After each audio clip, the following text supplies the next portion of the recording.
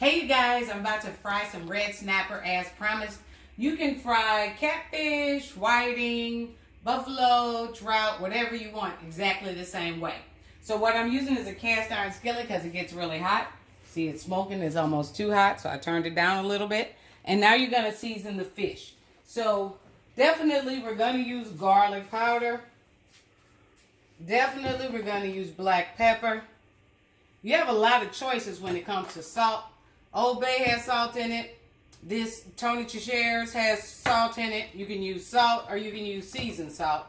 Traditionally, we use seasoned salt, so that's what I'm going to use today.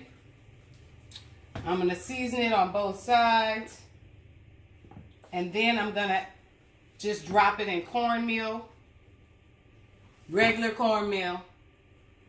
And it's like this. Whatever you use to make cornbread. Cornmeal mix, doesn't matter. If you use one of those pre-made fish batters, you don't need to add all the seasonings. They're usually seasoned. I would advise using, making one piece of fish with the batter if you use pre-made batter, making sure that you like the seasoning, see if it needs salt or anything, and you can add it before you cook the rest. All right, so we got our cornmeal in the bag.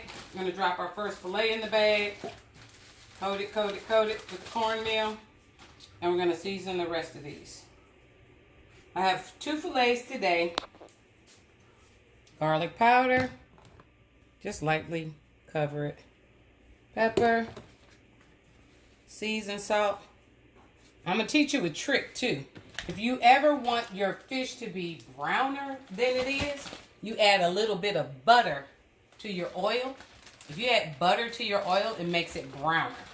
And that's the same thing you can do with chicken too. This is just vegetable oil in the pan. And it's still really hot. So, now we've got it coated. And we're just going to gently put the fish in. I've been cooking a long time, so I can do that. But if you don't cook normally, you might want to use some of these. Yeah. Let me do it for you guys that don't cook a lot.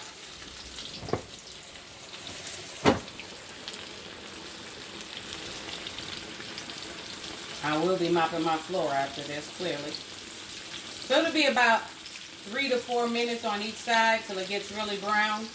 And if you want, like I said, make it extra golden, add a little bit of butter. This is a little butter I had melted from earlier today. Just gonna add it to the oil. And that's gonna make it brown.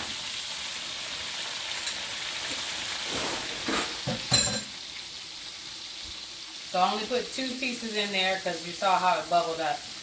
Depending on how big your pieces are, you do not want the oil to go over the side.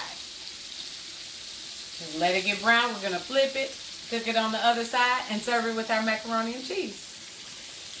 By the way, I'm from St. Louis, and anybody from St. Louis knows we eat fried fish with spaghetti. So I'm doing macaroni and cheese today, but usually it's catfish and spaghetti. And only those from St. Louis know this. I'm gonna flip it. Red snapper has, the skin tastes so good, so I always leave the skin on red snapper. There you go.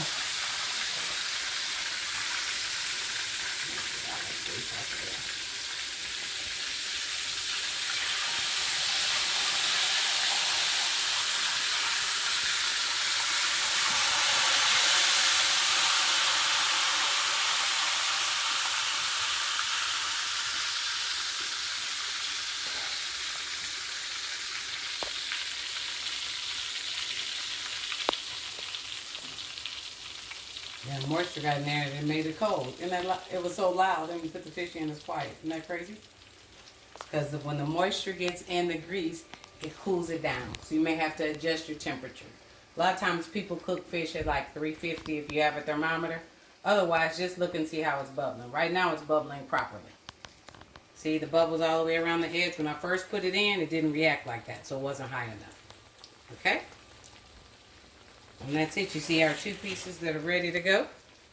Wonderful gold, crispy red snapper. Bon appetit.